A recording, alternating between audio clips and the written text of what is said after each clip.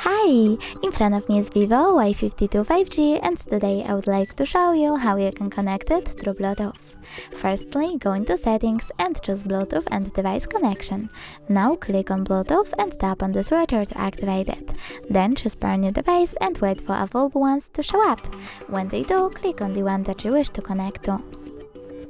Then wait for the pop-up to show up and click Pair. Now you need to wait for this device to accept your connection request. And as you can see, my devices were successfully connected. You can always disconnect them by tapping on this little green gear icon next to the device, choosing Forget over here and confirming your choice in this pop-up. Thanks so much for watching. If you enjoyed this video, leave a like, comment and subscribe. Bye!